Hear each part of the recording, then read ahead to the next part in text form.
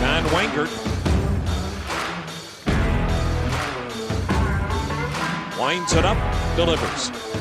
Tomey drills one high and deep to center. Away, way back. Gone deep into the picnic plaza, and that might have even got out of the ballpark. Jim Tomey has just left Jacobs Field onto Eagle Avenue. That will take 2 tape measures.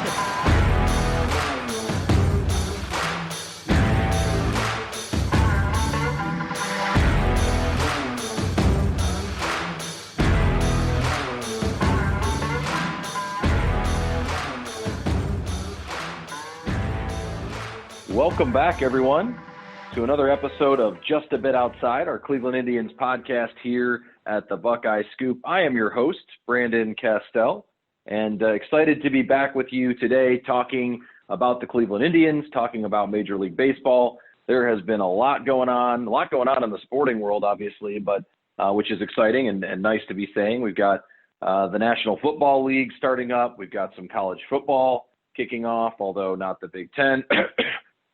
Don't get me started on that, because we're supposed to be talking about the Cleveland Indians here, but I know my colleagues here at Buckeye Scoop have been all over the latest and greatest with Ohio State and the Big Ten and everything going on there.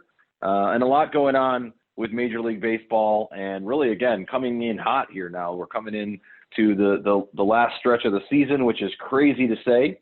When you think about typically the length of a Major League Baseball season, it feels like would be going on and on and on. And here we are already past the trade deadline. Here we are already starting to talk about the playoffs and magic numbers and the final kind of countdown for what this season is going to look like. So we're going to get into that a little bit, and then we'll get into kind of what went down at the trade deadline here today. So a lot has gone on with the Indians in terms of remaking their team this year with Mike Clevinger and, some of the guys that they were able to acquire. So we'll take a closer look at that. If you listened to last episode, we talked a lot about Mike Clevinger and whether the Indians would actually trade him at the deadline. Of course, that did go down. So it started to get kind of hot and heavy the night before the trade deadline. There started to be some reports that it was almost a certainty that Mike Clevinger was going to get traded, which I kind of thought that might end up happening. Again, if you go back and listen to episode 5 of this podcast, you'll get a little bit of a deeper dive on the potential for the Indians to trade both Zach Plesac and Mike Clevinger.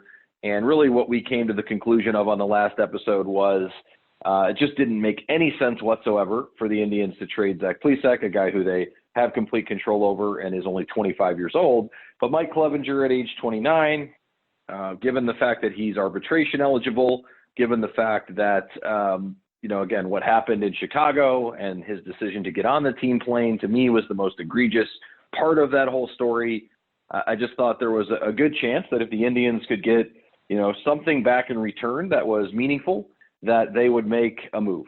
And so it was encouraging, I guess, from an Indians perspective, the night before the trade deadline to hear that there were a number of teams that were potentially involved, and the front office in Cleveland, Chris Antonetti, Mike Chernoff, that they were fielding calls about Mike Clevinger and that there was potentially a bidding war that was going on between a couple of different teams. We actually talked about some of those potential landing spots for Clevinger on the last episode. We mentioned, potentially the New York Yankees. Would that make sense if they were going to try to get Clint Frazier back or something like that? The Atlanta Braves, obviously they've got some guys in their minor league system at the top end that the Indians would covet, and specifically looking for an outfield bat, which the Indians have not been able to find in their own system here, and really not been able to find whatsoever for the last few years.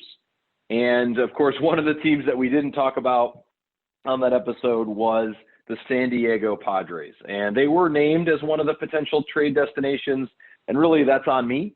That's on me to not really get into a potential trade with the Padres, given, the familiarity between the Indians front office and San Diego. Obviously, going back a couple years, they made a trade to get Brad Hand. Last year, they made the trade for Fernando Reyes. And so kind of made sense that the Indians and Padres would have that connectivity. Obviously, the Padres are a young baseball team, but they are a team that is loaded with minor league talent, or at least they were heading into the trade deadline. So that was really on me that we didn't get into, potential trades between the Indians and the San Diego Padres on last week's episode.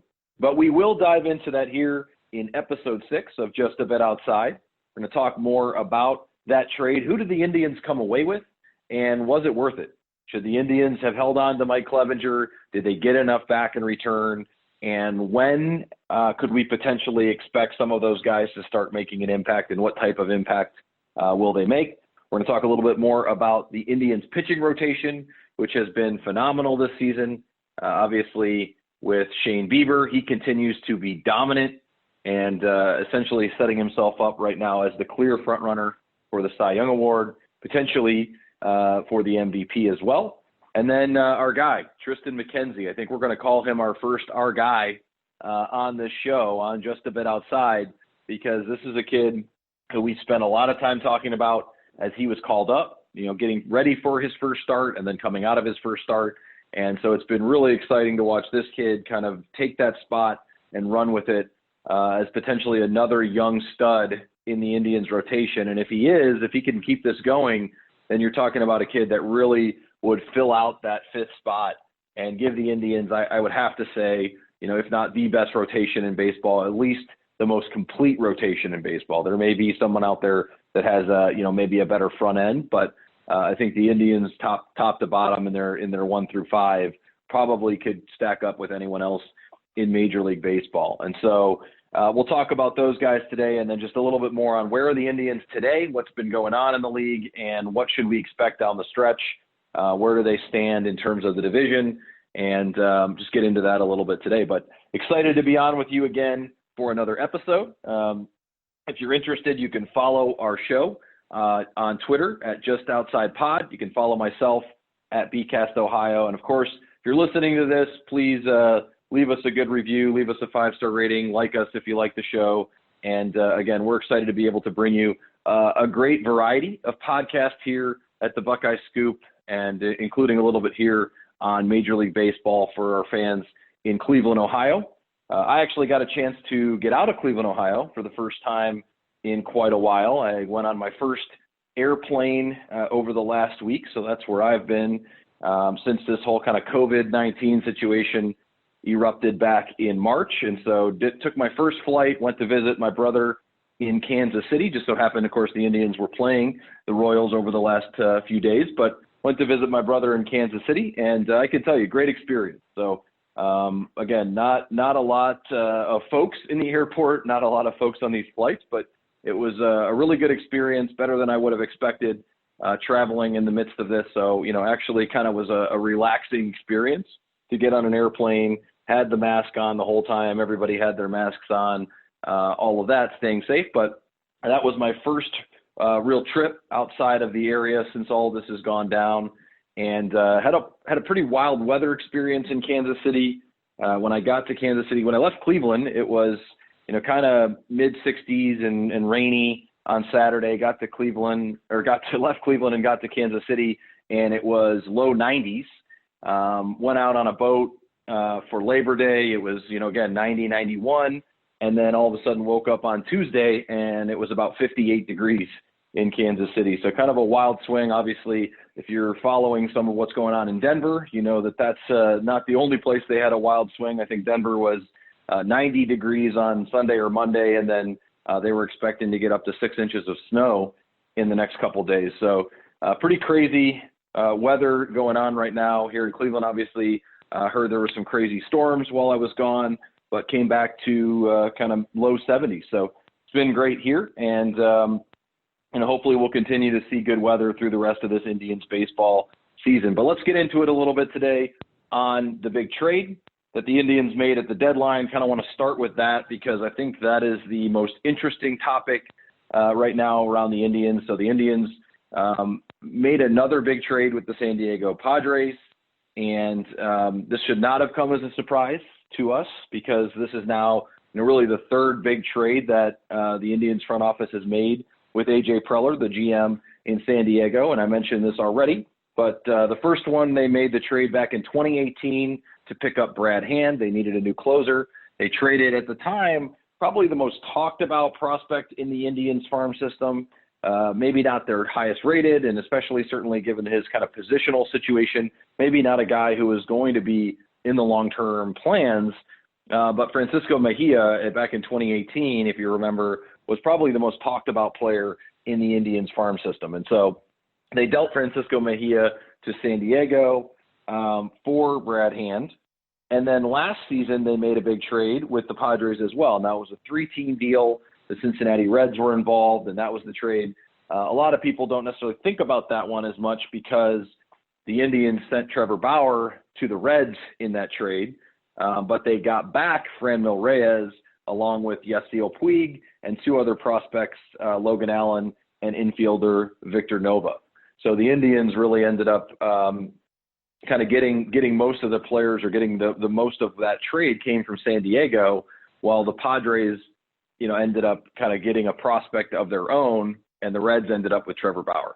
And so that was, again, another big trade with San Diego. And then the Indians at the deadline this year acquired a boatload of prospects from the Padres in exchange for Mike Clevinger. So it's crazy to think the Indians have now traded Trevor Bauer, Mike Clevinger, and 2-time Cy Young Award winner Corey Kluber, all really within the last year.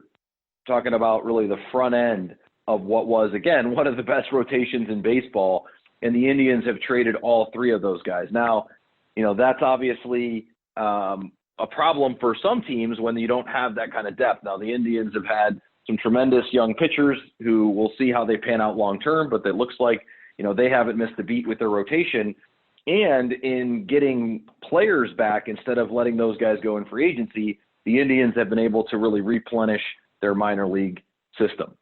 And so, we'll see. Again, prospects are just that. They're prospects until they actually get to the major leagues, make an impact. And so, again, you got to think that the team that got the best player typically wins the deal until they don't, right? So right now, maybe with the exception of the Corey Kluber trade because he's been hurt with Texas, but in the Trevor Bauer trade, he's been phenomenal for the Reds, and we'll see kind of how that pans out. But obviously, Franco Reyes has also been phenomenal. So in that case, I think the Indians obviously won, even if you consider the Reds to have won that trade as well. Again, if they don't keep Bauer long term, then I think you got to say the Indians ended up winning that trade, at least between the Reds and the Indians. And then with the Mike Clevinger trade, again, right now the San Diego Padres have won that trade because they got a front-end starter. If he pitches like that, they got a front-end starter, and they gave up a handful of prospects. We don't know exactly what those guys will turn out to be. But the weird thing about this trade was the Indians did not get one of the top-line players in the San Diego Padres system. And so some people have been critical of that.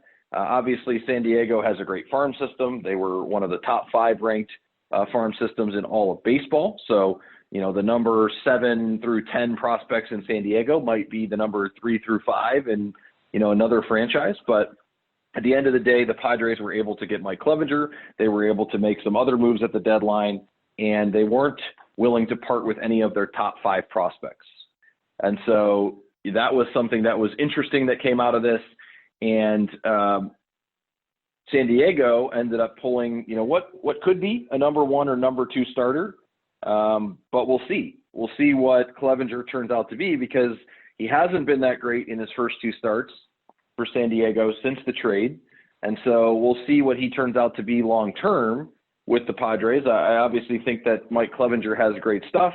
He has the stuff to be a number 1 or number 2 starter, but he hasn't really put it all together. And he really hadn't put it all together in Cleveland for more than maybe a half a season at a time. There were times that he looked dominant. There were times that he looked like one of the best pitchers in baseball, and then an injury would creep up and cause a problem where, he wasn't able to continue and keep that momentum going, and he'd be starting over from scratch. So it made sense on a lot of levels for the Padres. They're in the thick of things for the first time in a long time.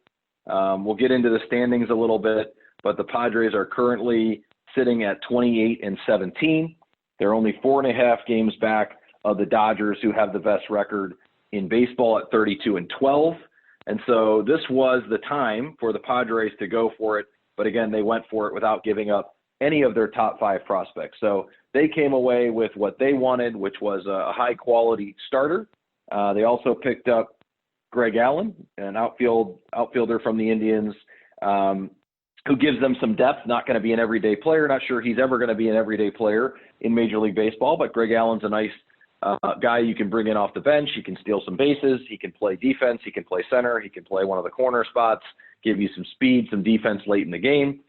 So a guy that makes a lot of sense. And he's a guy who knows that area, played at San Diego State under that program out there. And so he's a guy that's really going to be just kind of a nice asset for them to have in addition to Clevinger. But obviously Clevinger is the focal point of this trade. And so it makes sense for the Padres on a number of levels. They get a front-end starter who they can actually control through 2023. So that was something we discussed on the last episode. If it made sense for the Indians to trade Clevinger now, given that they technically have control over him until 2023. However, he has arbitration coming up the next few off seasons. So that's something where even though you have control, you may not have control over how much you end up paying him. Now, they were able to avoid arbitration with Clevinger going into the 2020 season, but at some point you would have to imagine San Diego will end up either having to pay him something meaningful, which, you're probably thinking 13-14 million a year, potentially up to what Trevor Bauer got, which was $17.5 million from the Cincinnati Reds in order to avoid arbitration heading into this season. Or you got to go through arbitration, and that could end up being a very similar number, could end up being a little bit less, but doesn't always end up, being a very clean process. And so the Indians avoid arbitration, avoid having to worry about that with Mike Clevinger, and they get a quantity number of prospects over really a quality number of prospects. And so not to say that the guys they got aren't quality, but this was not the kind of trade deals that we had been talking about on the last episode, which were, Clevinger going to the Yankees, Clevinger going to the Atlanta Braves for one of the top outfield prospects in their system. That's not what happened with this trade. The Indians did not, as I mentioned, get one of those top 5 prospects, but they did land basically an entire new farm system. And that includes an outfielder. That includes outfielder/first baseman Josh Naylor, catcher Austin Hedges, and right-handed pitcher Cal Quantrill, all of whom got added to the Major League roster, right after they were brought over and actually made their debut essentially in that next game. And so you've got 3 guys who are Major League ready, and then they also added a couple of minor league players in shortstop Gabriel Arias, minor league left-hander Joey Cantillo, and minor league infielder Owen Miller as the kind of final 3 guys to round out the trade. So there you have it. The Indians traded Mike Clevinger and Greg Allen to the San Diego Padres for 6 players, 3 young players who are on the Major League roster and 3 minor league players who were really kind of the key, I would say, prospects in that trade, obviously being Miller, Cantillo, and Arias. And so those are the 3 guys that you're going to really be judging this trade on, although I think they're hoping they can get some quality out of Naylor, Hedges, and Quantrill. They also owe San Diego a player to be named later as well. But that's the trade. That was the big deal for the Indians at the deadline. Crazy to think, again, that those guys who were such a key part of this rotation, the World Series rotation, when you think about Corey Kluber, when you think about Trevor Bauer, when you think about now with Mike Clevinger, even Danny Salazar, those guys no longer being a part of the team. Obviously, this is going to be a new era of Indians baseball, and not that that's something that Clevelanders are not used to here. A lot of turnover with this roster, but give the front office credit. Even though they haven't been able to keep some of the big names for the long term, they've done a good job of turning over the roster, making trades, finding guys in other team systems that can come over and be a part of the next wave. And so, that's something to keep in mind as you look at this trade. They didn't get Clint Frazier and Miguel Andujar from the Yankees. They didn't get one of the top outfield prospects from the Braves, which we discussed on last week's episode. But they did go back to a farm system that they know well. So that tends to be a very kind of important piece here. We talked about that on a previous episode when it came to the Bartolo Colon trade with Montreal, how the Indians had a really good understanding of the Expos minor league system. And so, they were able to go out and find a guy. Not obviously everyone knew who Brandon Phillips was at the time, and he was the guy that, really was the marquee name in that trade. But they were able to go out and pluck a Cliff Lee, who was in a lower level of the minors. They were able to go out, and pluck a Grady Sizemore in that trade.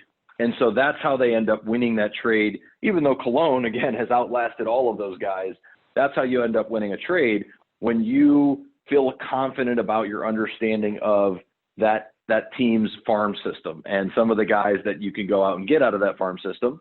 And so they end up going and making this trade, getting 6 guys from really a loaded farm system.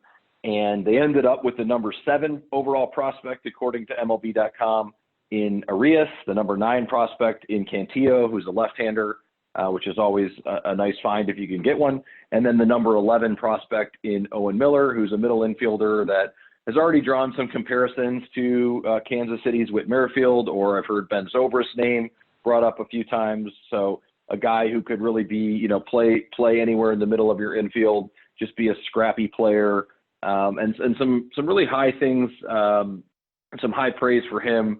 If you dig in and start reading a little bit on Owen Miller, a lot of high praise. In fact, he was the number 9 prospect in their system last year. So, he's a guy who's been hovering right around the top 10 in that farm system, which has been loaded. If you go back to last year, they had even more of those guys that are now in the majors or in their minor league system. So to be the number 9 ranked prospect in their system a year ago, that's a pretty good baseball player. And if you go back to 2018, Cal Quantrill was their number 11 rated prospect, and Josh Naylor was number 15. And then, of course, they got Logan Allen last year in the trade, in addition to Franco Reyes, and he was ranked number 8 in their farm system. So a lot of guys that they've pulled from what is really rated as one of the top 3, I think I saw it as high as number 2 rated farm system in all of baseball. So, even though they didn't get that top of the line guy, they went out and got a bunch of guys from a system that is very, very highly rated, and not only in theory, but has started to really produce some guys who are really becoming more than just prospects at this point. And so, that's one of the key things as well, is that a lot of these guys have started to turn into actual players. Quantrill had pitched with the Padres this season. He had thrown 17 innings, and he had in 10 games had a 2.6 ERA. So you've got guys that are starting to actually do something at the major league level versus just relying on their minor league numbers. And then, of course, obviously, Fernando Tatis is taking the whole league by storm. Not originally a San Diego Padres minor league guy. That's one of those kind of fortuitous situations for the Indians. Fernando Tatis, originally part of the Chicago White Sox system, came over to the Padres in the trade for James Shields, which I'm sure everyone in that system is now regretting, since he looks like, the next great shortstop prospect in all of baseball. But you're starting to see more and more of these guys actually come up and make a difference. Josh Naylor was hitting 278 with the Padres this season. So again, that's a guy who, was one of the highest rated prospects in their system going back to 2018. And so this year you're starting to see him contribute at the major league level, which I think is a great sign that he's actually going to be able to contribute at that level. He had played in 18 games, 36 at-bats, 10 hits, 1 home run, and a triple.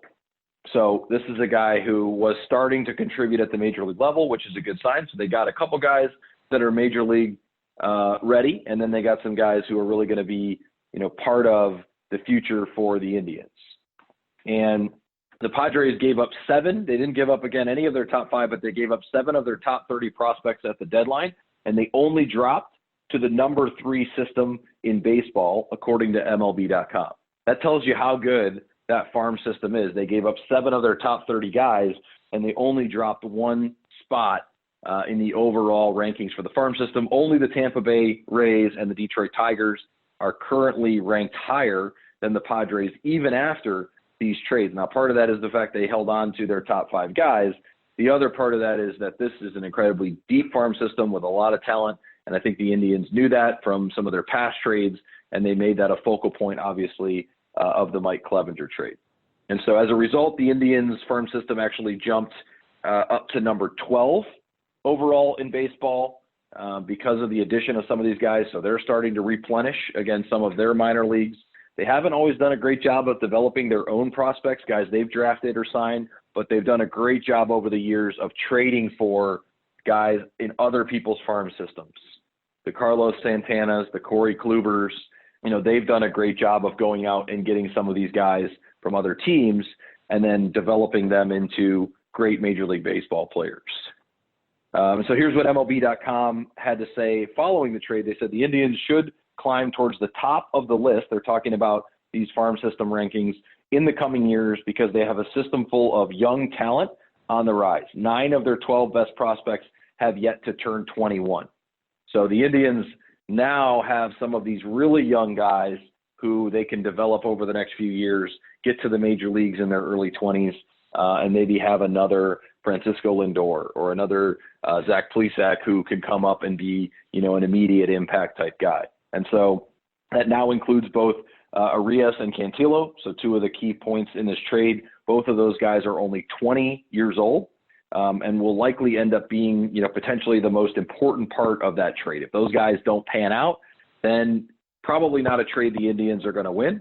But again, they have a pretty good track record of finding those guys lower in the system, finding those guys maybe outside of the top 5, not necessarily going for the one big guy, the one big prospect that they needed to get out of a trade. And so let's take a closer look at this deal and whether the Indians got enough in their trade for Mike Clevinger. First, we got to look at the 3 players that they acquired in the trade on Tuesday. Although the guy they got last year, Fernando Reyes, has really been the star of the show lately for the Indians. So in the game, right following that trade deadline acquisition, he came out, Fernando Reyes came out, went 5 for 5 with a home run and 2 doubles to welcome his new and former teammates to the Indians. So Fernando Reyes, the Indians picked him up at the deadline, and we mentioned that already last year in the trade with Trevor Bauer. Reyes having a fantastic season for the Indians, got off to a little bit of a slow start, but really started to pick it up. I thought those 2 kind of moonshot home runs that he hit in Detroit really got Fernando Reyes going. I think that kind of jump started him. Oh yeah, I can hit this ball a really long way, and he has been ever since. So for the season, he now in 153 at bats this season, he has 8 home runs, 8 doubles, second on the team in RBIs with 25 behind Jose Ramirez, hitting .314. This guy has just been an incredible find for the Indians, and it's unfortunate he doesn't play outfield. He's designated really to just being the designated hitter. But other than that, an absolute find for the Indians. And so that's encouraging when you think about making another trade with the Padres, because Fernando Reyes wasn't one of those top 5 guys. He wasn't a guy that, everybody thought was a can't-miss prospect. If you go back to 2018 or even last year, he was not a top 20 guy. I went back and looked at the numbers, looked at the rankings from MLB.com, a few other sites back in 2018, and Fernando Reyes was not even one of the top 20 prospects in the Padres farm system heading into that season. So the Indians clearly feel like they can find some of these deeper prospects in other teams' farm systems. They feel like they did that with Fernando Reyes, and I'm sure they feel like they did that again in this trade. So if you're going to believe the Indians did well in the trade for Mike Clevinger, you're probably going to have to buy into that concept. You're probably going to have to believe that the Indians know what they're doing, that this front office knows how to find talent, knows how to uncover some of these guys, because, again, they didn't get one of those top 5 prospects. They didn't get a major league ready, superstar potential outfield player.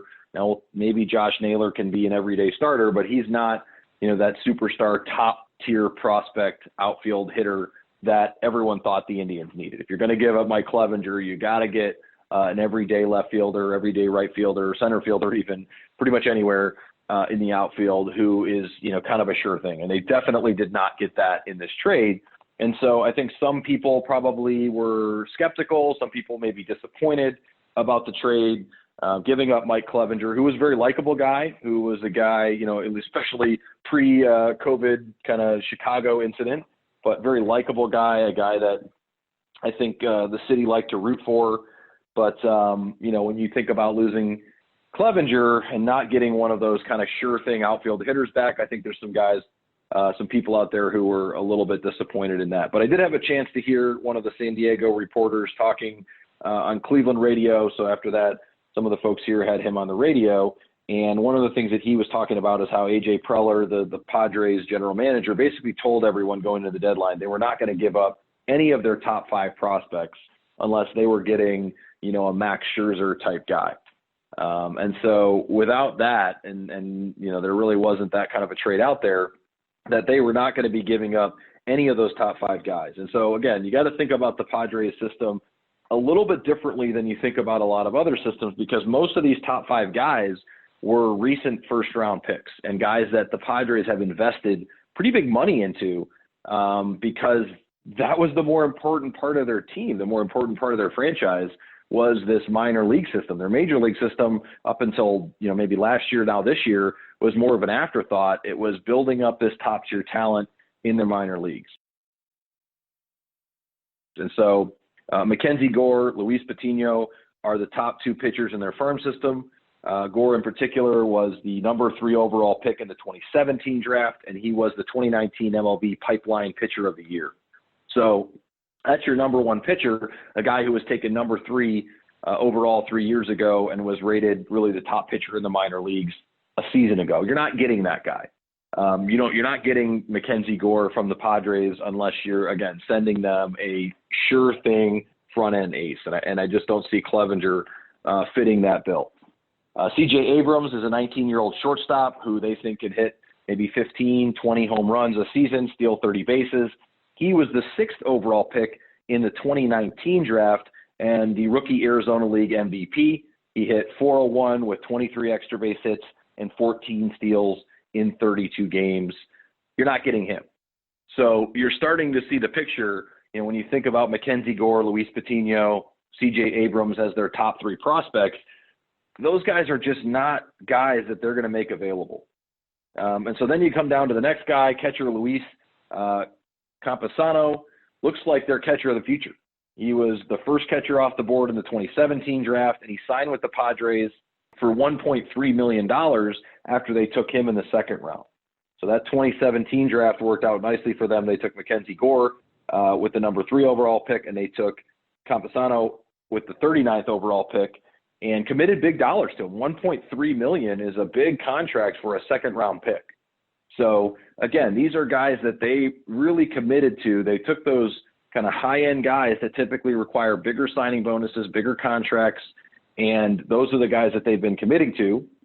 And then the guy who I would have liked to see them come away with in this trade would have been Robert Hassell, who's a 19-year-old and their top outfield prospect. He was the 8th overall pick in the 2020 draft. So, again, you're talking about guys who are really fresh, real guys who have been recently added to the farm system, and a bunch of guys that were taken in the 1st or 2nd round and that were given big signing bonuses, big financial commitments for minor leaguers. And so, this is something where the Padres were just not going to trade any of these guys, and they don't really have to. They've got a young roster. Obviously, they feel like they need to do something to make a run at it right now. They haven't been competitive in quite some time, but this is not a situation where they were going to be trading a lot of these guys. So this system is basically loaded with top-tier first-round talent. Again, they also had Taylor Trammell in their minor league system, which is who they got back in that Trevor Bauer, Fernando Reyes deal. And so Trammell was a guy who, again, maybe the Indians could have gotten their hands on. He did end up getting traded to Seattle for Austin Nola. So that was a guy that maybe if you thought they could get an outfielder. I don't know how to feel about Taylor Trammell. He now has had 2 different teams essentially give up on him, 2 different teams trade him. Now, not that they didn't get anything back. Obviously, the Reds got Trevor Bauer back in that deal. And then, obviously, the Padres got Austin Nola back. But now you're talking about a guy who's been traded to 2 different teams. And he was also passed up by 30 teams in the 2016 Major League Draft, despite being, the player who was arguably the best talent on the board. So something about this guy, teams are not necessarily, seeing him as a long-term solution. So maybe there's something going on there. would have liked to see the Indians get their hands on a guy like Trammell, somebody or Hassell, somebody who's a minor league, big-time outfield prospect. But other than that, again, you have to kind of buy into the fact the Indians are going to be able to develop some of these guys. So let's start with the three major league guys, and we'll kind of go from there and then move into the next section. So Josh Naylor, mentioned him. He's the outfielder they got in this deal, can also play first base. He's a guy that, again, another high draft pick. He was the 12th overall pick in the 2015 Major League Draft. So this is a guy who has been very, very highly rated in the past, but just never got those everyday at-bats in San Diego. As I mentioned, he was doing pretty well in the limited at-bats he was getting in San Diego, hitting 278 this season. And he should get plenty of at-bats for the Indians down the stretch, or at least in the future, against right-handed hitters.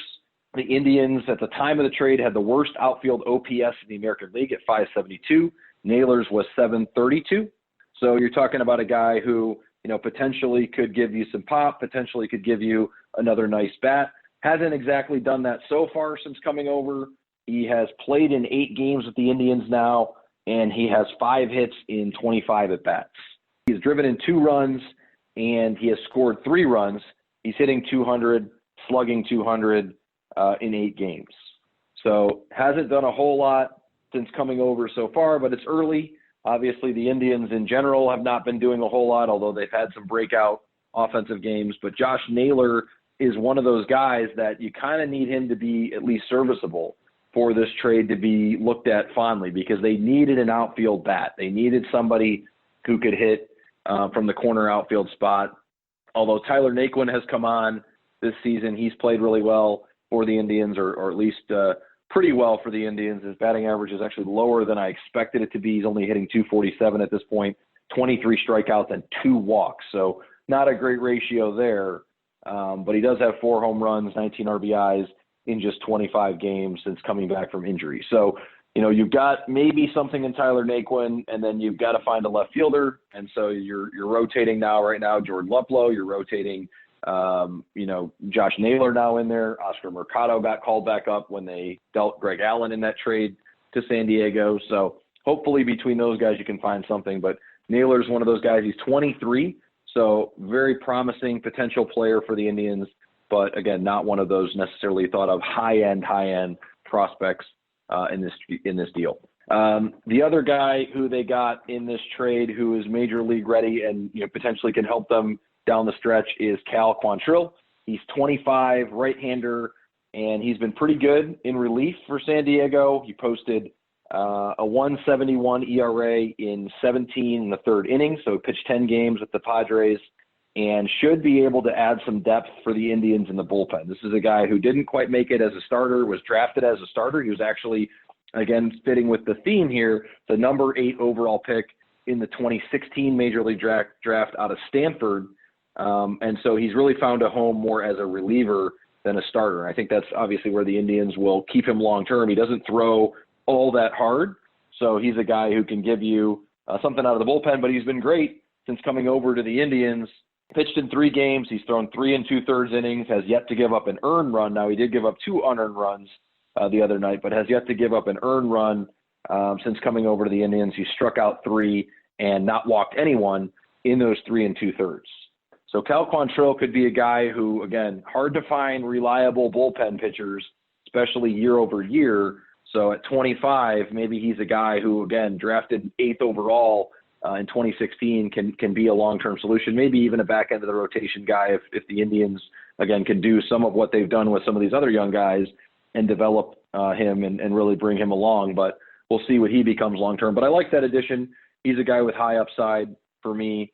And then the last guy for the major leagues that they got in this trade was Austin Hedges. And Hedges is 28. He's really a backup catcher. So kind of a, weird move here, unless, again, they think that they're going to struggle to kind of keep their catchers healthy for the long term. Obviously, we've seen some injuries creep up with this team.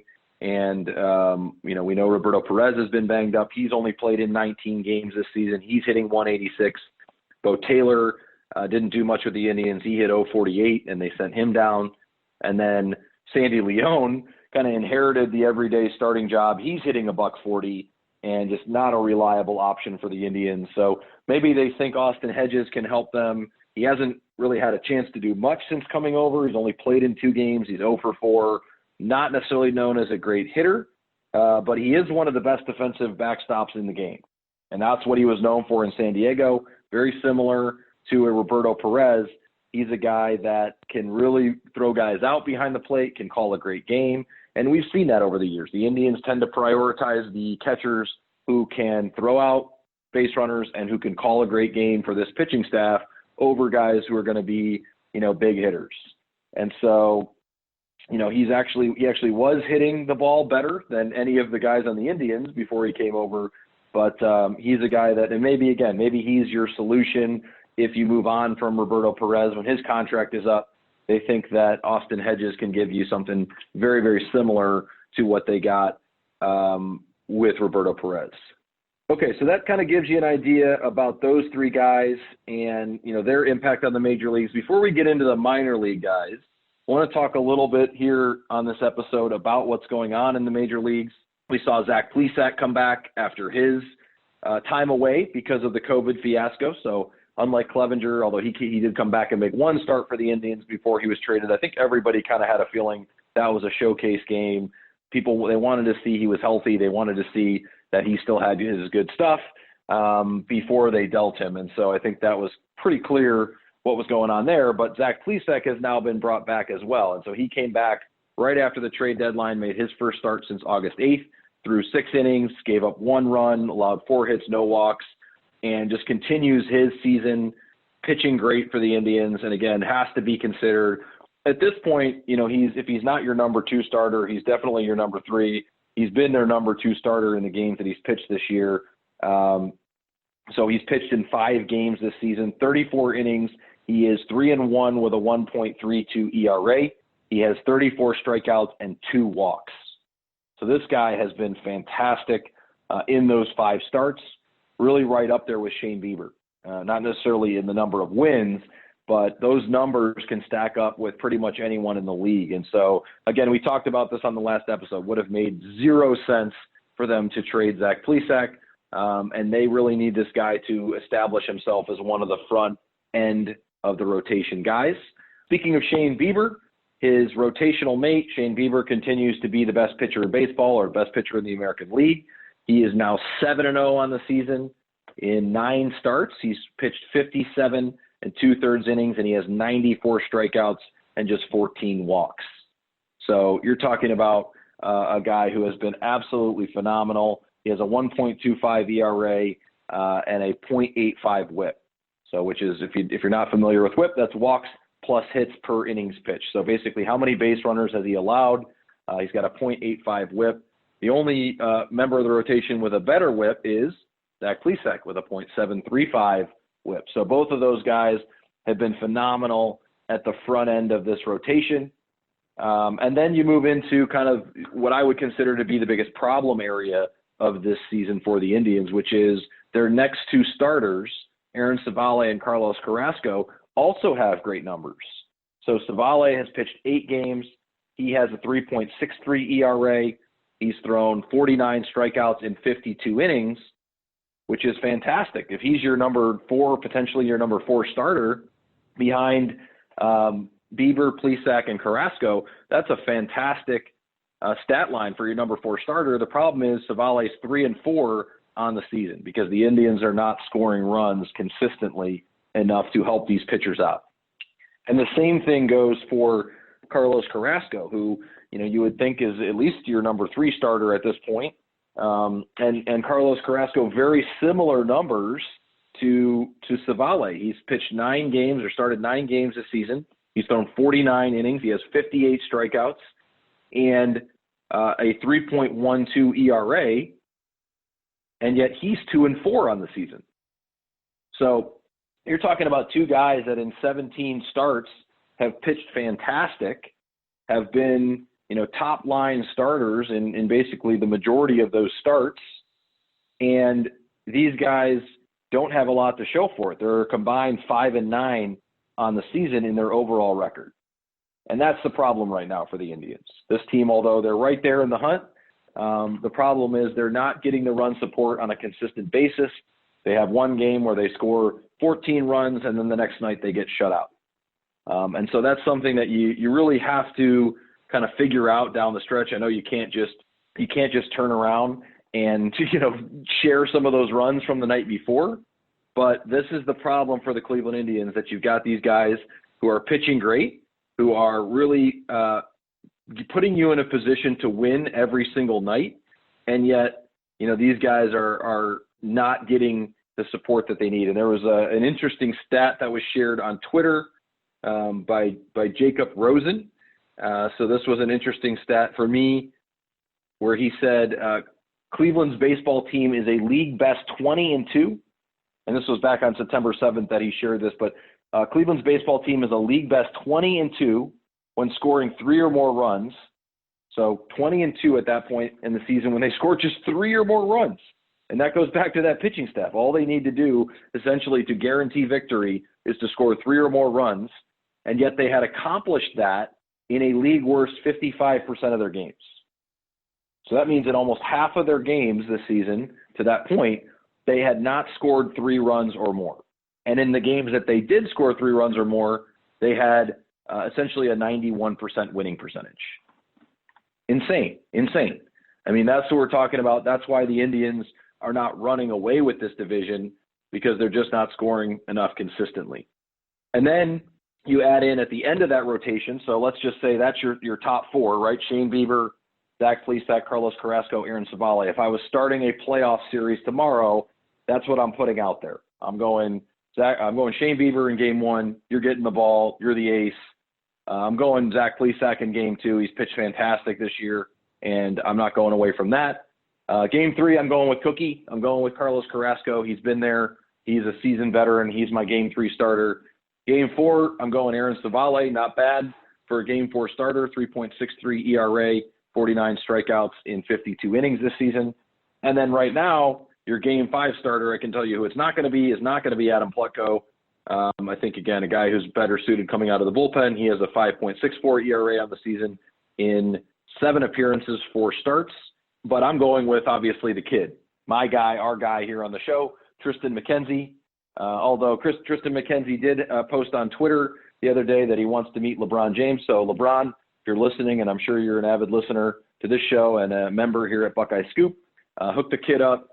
I think this kid's got a very bright future, and he has pitched well for the Indians this season. In 4 starts since coming up for the Indians, he's 2-0 with a 2.57 ERA in 21 innings. He has 26 strikeouts and just 5 walks. Got to watch out for those home runs. Given up 3 home runs in his 4 games that he's pitched, but that's always been the issue with the Indians. I would say even the guys who have pitched well this season, home runs tend to be their only kind of weak spot. But this kid has been fantastic. He has a .76 whip, so actually lower than Shane Bieber in his first 4 starts.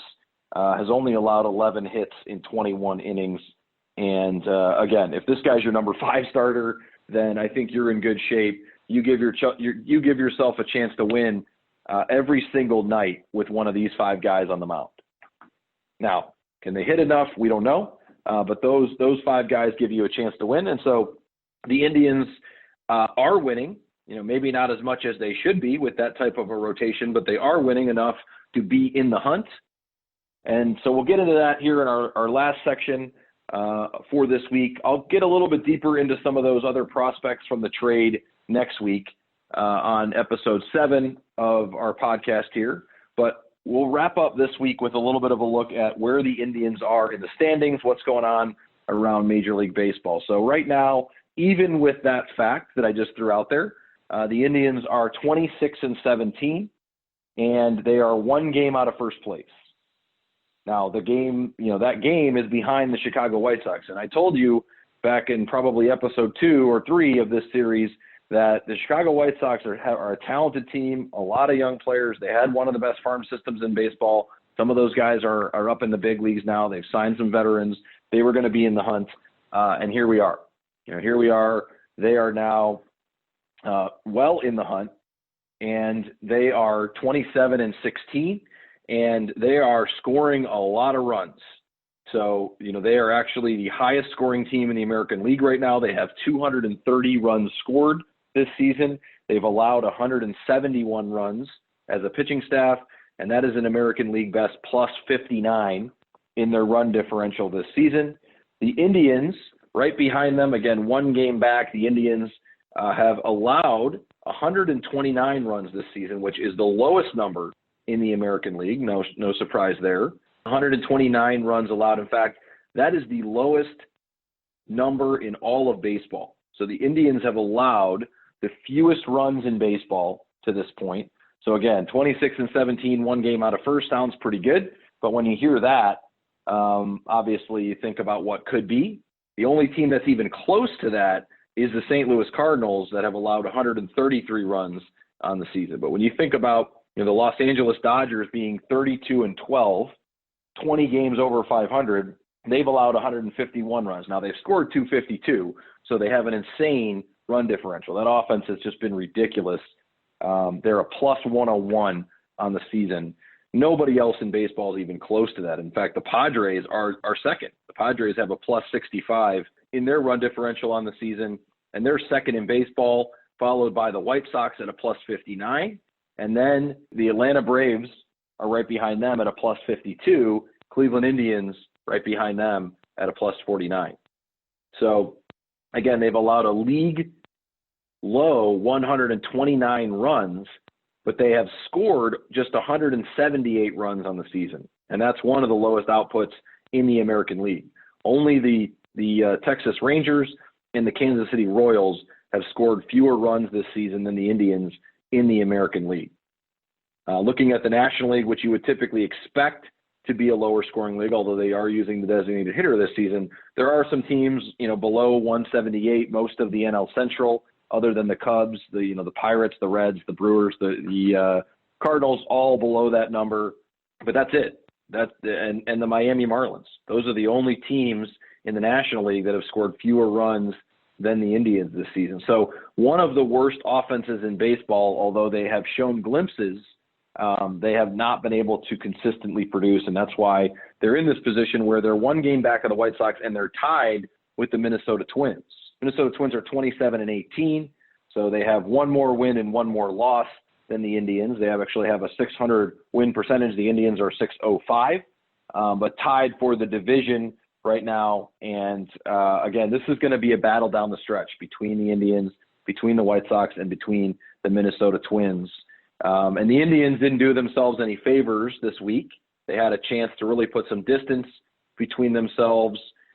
They won 2 out of 3 over the weekend against the Brewers, and then they came out and dropped 2 of the first 3 games against the Kansas City Royals. So they won on Monday night 5-2, and then they lost 8-6 on Tuesday, and then last night, being Wednesday night, they lost 3-0 to the Royals. So another great example where they just didn't get it done. They couldn't get any hitting, and they lose a game 3-0. So, again, this is something they've got to figure out. They've got a 3-game series coming up against the Twins in Minnesota, where they got worked earlier in the season. They've got a 2-game series coming up at the Chicago Cubs, which is going to be tough. They get a 4-game series in Detroit, which should be, a series they can take 3 out of 4, maybe sweep. Again, they had won 20 straight against the Tigers before the last series when the Tigers took 2 out of 3 in Cleveland. But they're back in Detroit where they have owned the Tigers. And then they get a big 4-game series in Cleveland against the Chicago White Sox the 21st, 22nd, 23rd, and 24th of September.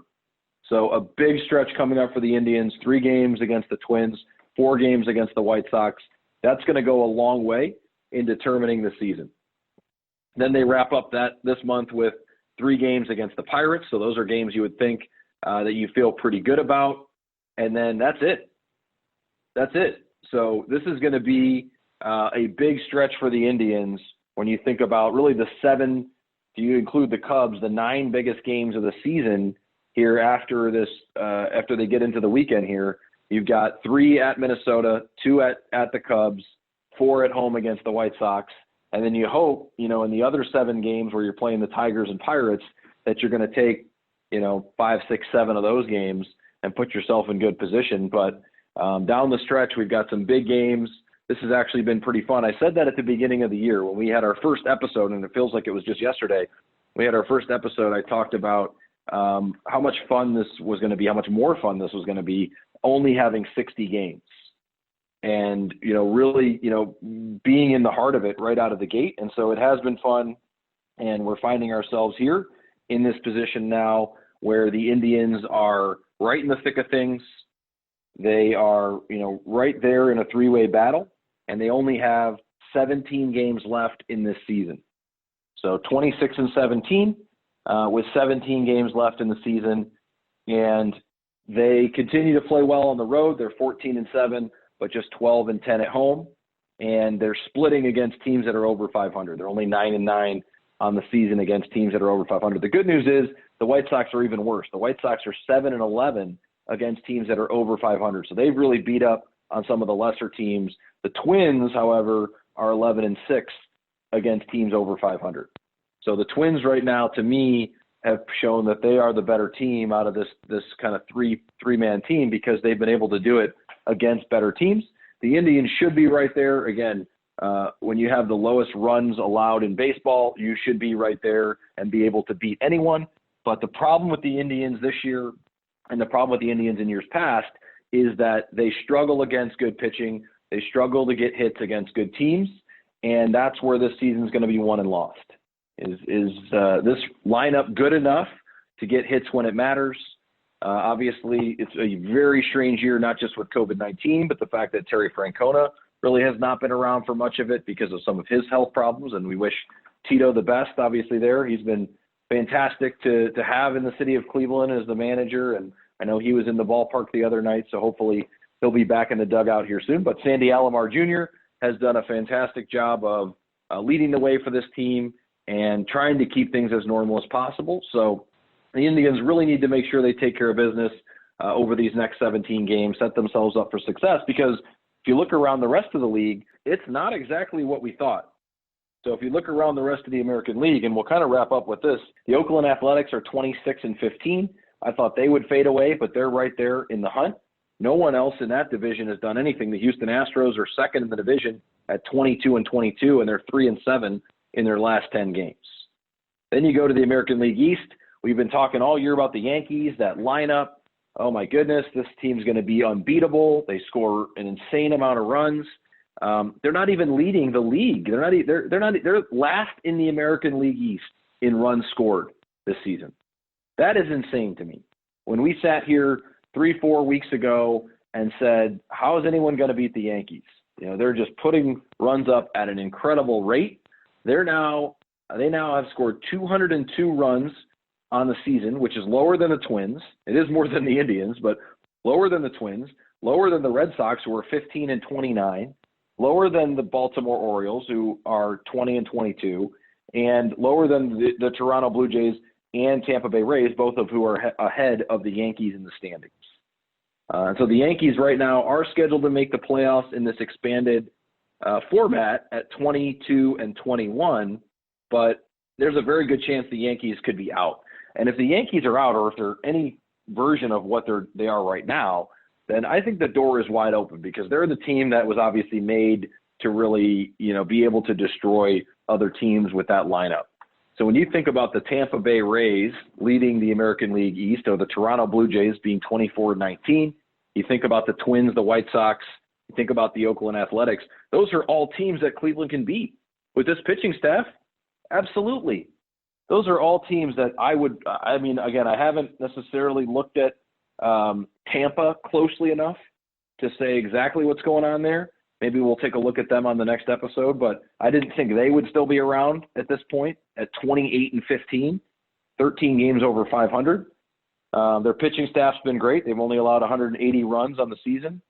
Again, that's 51 more than the Indians, but I would take the Indians against any of these teams right now except the Twins. I don't think they've proven this year that they can beat the Twins with that Twins lineup, that they've been able to get home runs, especially off of this pitching staff. So to me, this series coming up against the Twins will tell me a lot, because I like the Indians in a matchup, in a playoff series against any of these other teams maybe the Yankees, if they figure it out over the next 2 to 3 weeks, then, that would be the one team I probably wouldn't want to play given the history, recent history against the Yankees. But other than that, this season has shaped up to be very, very winnable for the Cleveland Indians. Now, maybe nobody matters in the American League if the Los Angeles Dodgers are going to run away with this at 32-12.